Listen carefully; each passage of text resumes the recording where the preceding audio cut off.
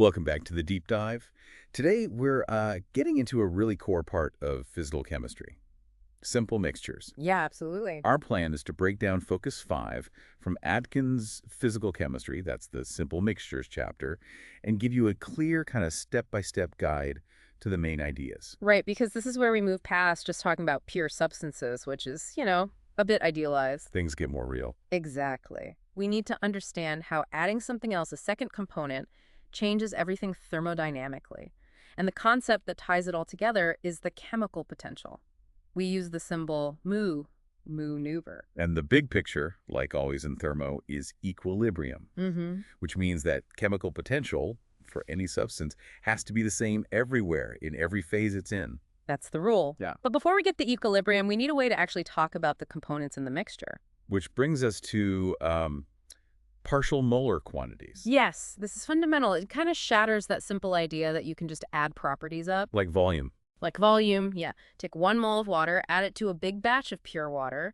The total volume goes up by about 18 cubic centimeters, as you'd expect, right? Makes intuitive sense. But take that same mole of water and pour it into pure ethanol instead. Okay. Now, the total volume only increases by about 14 cubic centimeters. Wow, that's quite a bit less. It's a huge difference, and it tells you straight away that the contribution a molecule makes, its partial molar volume, we call it VGO-zeal, it totally depends on what's around it. So in ethanol, the water molecules pack differently. Yeah, the hydrogen bonding network is all different. They're forced into different arrangements. So VGLs isn't just the volume of the molecule itself, it's its effective volume in that specific environment. So any partial molar quantity, whether it's volume or enthalpy or Gibbs energy, it's really about the effective contribution in the mix. Precisely. And the most important one for driving processes for spontaneity is the partial molar Gibbs energy. Which is the chemical potential, Muji bond. That's it. No, Georgia. It is the central concept. It literally tells you how much the total Gibbs energy of the system changes when you add a tiny bit more of component J, keeping everything else, pressure, temperature, other amounts, constant. And the total Gibbs energy is just the sum of each component's amount times its chemical potential. Yep. Joule-joulers, Na, mu plus NB mu for a binary mixture. So nu Georgia basically dictates whether stuff happens spontaneously or not. Okay, but here's where it gets really interconnected, right? The components aren't acting alone. Not at all. They're linked. Changing one affects the other. And that's captured by the Gibbs-Duhem equation. The thermodynamic tether, you called it. Yeah, I like that. For two components, it's $1 mathrm mu plus NB mathrm mu. It means if you do something that changes the chemical potential of A, then the chemical potential of B, nu-Duhem, must change in a corresponding way to keep that equation balanced. So if U goes up, nu-Bers has to go down. Essentially, yes, weighted by their amounts. You can't change one in isolation. It ties the whole system together. Okay, before we wade into, real liquid mixtures, which can get complicated, let's set the baseline. Mixing perfect gases. Right, the ideal case. This is our model for what a perfect solution would look like thermodynamically. No interactions between molecules. Exactly. So when you mix perfect gases, the enthalpy of mixing is 0. Delta Tex mix H $. There's no heat released or absorbed because they don't care about each other. So why do they mix spontaneously then? Purely entropy. Delta Tex mix is always negative because the entropy of mixing delta Tex mix is always positive.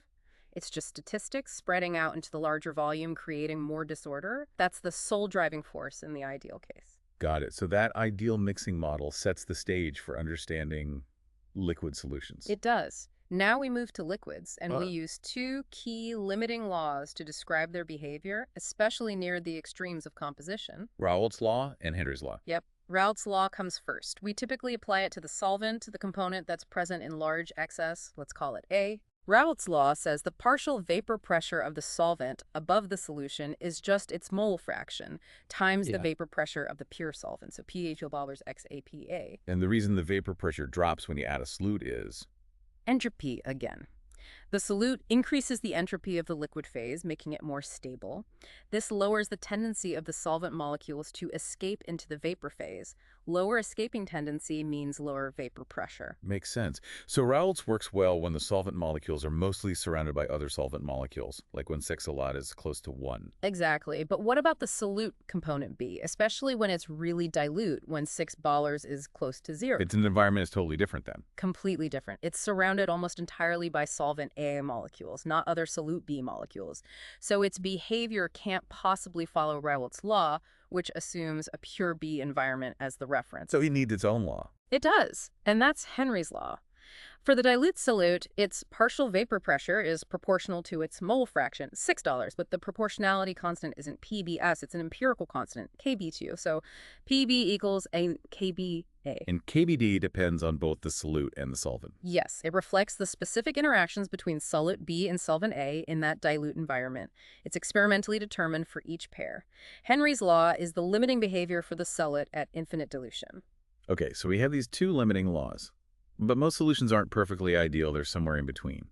How do we handle the math for chemical potential, then? We like that simple mu plus RT ln SUI form for ideal cases. We cheat, basically. We introduce the concept of activity, A.J. Deller. Activity is like the effective mole fraction or concentration. So we force the equation to look ideal. We do. We write UMOA plus RT ln AAI. It keeps the nice mathematical structure, all the messiness, all the deviation from ideal behavior gets shoved into this correction factor called the activity coefficient, gamma J. Ah, okay. And activity is related to mole fraction how? Simple relation. AJ equals gamma J xJ. The activity coefficient, gamma, tells you how much the real behavior deviates from the ideal behavior predicted by the mole fraction alone. If gamma J equals 8,1, the solution behaves ideally with respect to that component. If it's not 1, it's non-ideal. And getting this right depends on defining the standard state correctly. Crucially important, yes. Because gamma approaches 1 under different conditions for the solvent versus the solute. Right, you mentioned two standard states. We did. For the solvent, like component A, we use the Raoult's law standard state.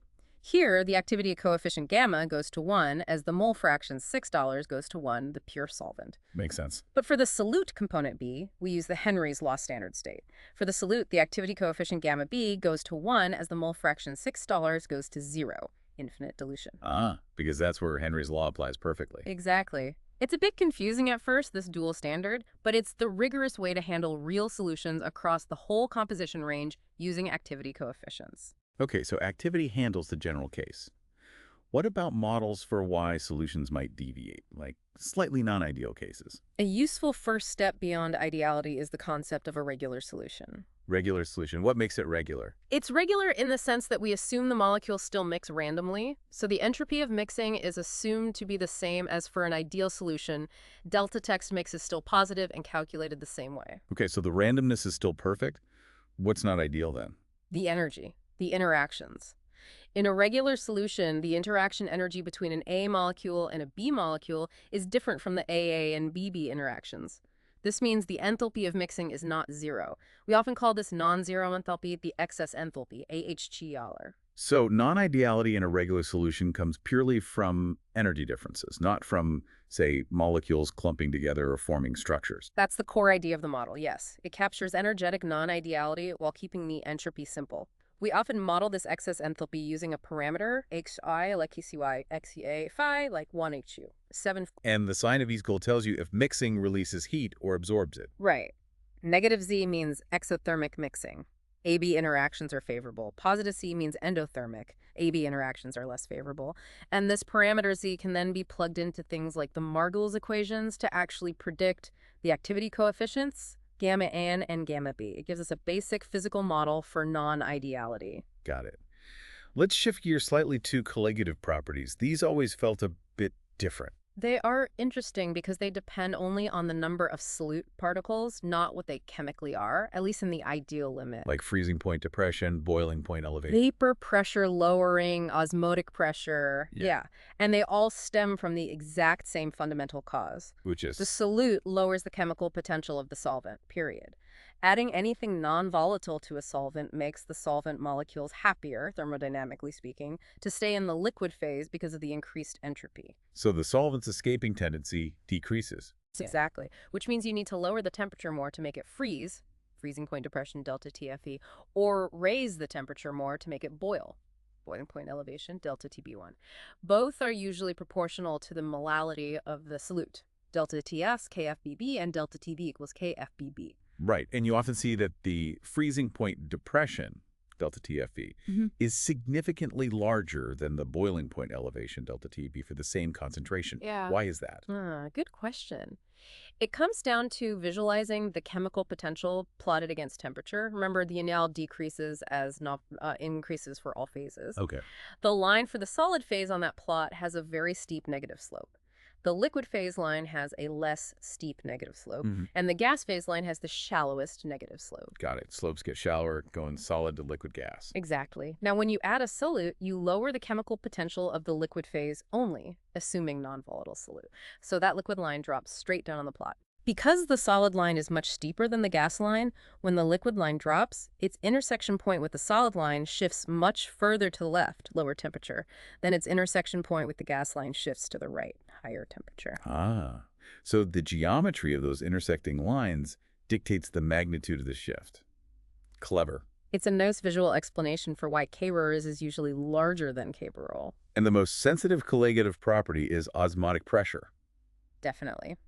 Osmosis is that spontaneous flow of solvent across a membrane permeable only to solvent, moving from pure solvent side to the solution side, trying to dilute the solution and equalize the solvent's chemical potential. And osmotic pressure is the pressure you need to apply to stop that flow. Precisely. For dilute solutions, the Van Hoff equation works well.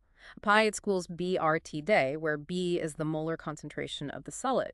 Because it's directly proportional to concentration, even very small amounts of solute can generate measurable pressures. Which makes it great for measuring molar masses of big molecules. Absolutely critical for things like polymers or proteins.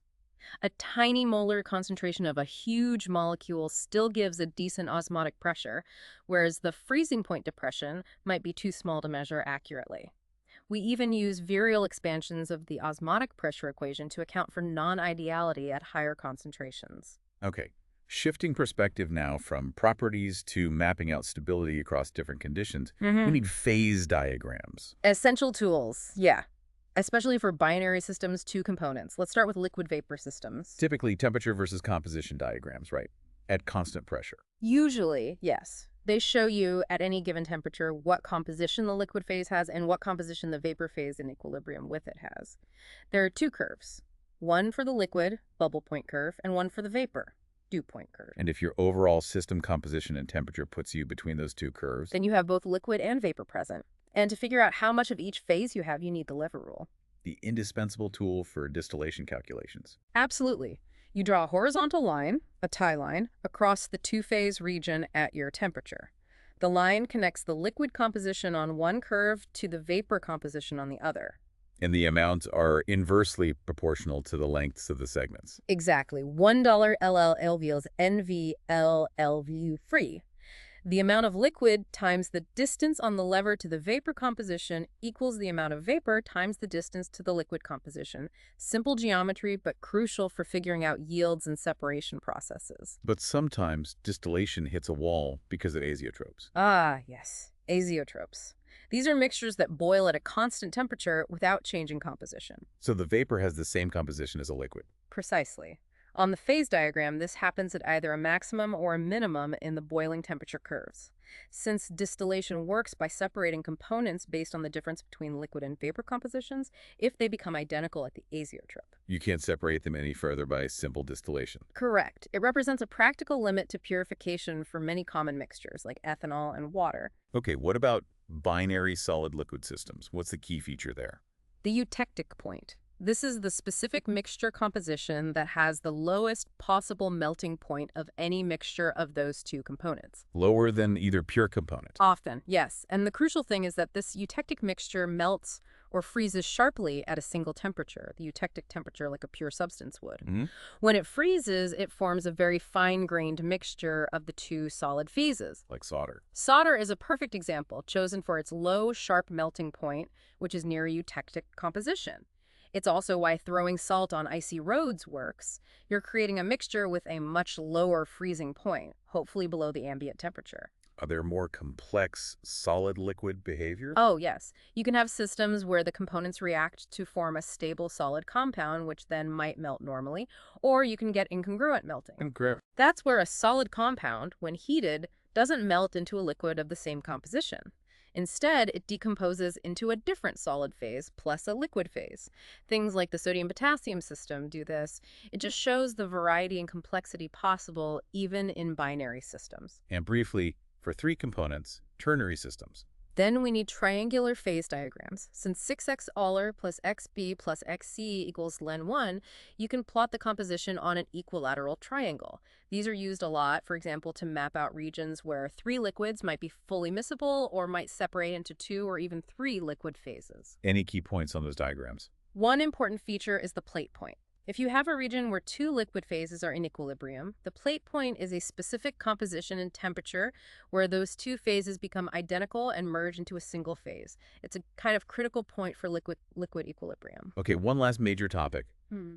The special and rather difficult case of ionic activities. Why are ions so much harder to deal with than neutral molecules? It really boils down to the nature of the forces. Coulombic forces, the electrostatic attractions and repulsions between ions are very strong and very long range. Unlike the short-range forces between most neutral molecules. Exactly. Those long-range forces mean that ions interact significantly even when they're quite far apart, leading to huge deviations from ideal behavior, even in solutions we'd normally consider quite dilute. And there's a measurement problem too, right? A fundamental one. You can't just measure the activity of, say, the sodium ions in a salt solution by themselves. You always have counterions, like chloride, present to maintain charge neutrality. You can't experimentally isolate the contribution of just one type of ion.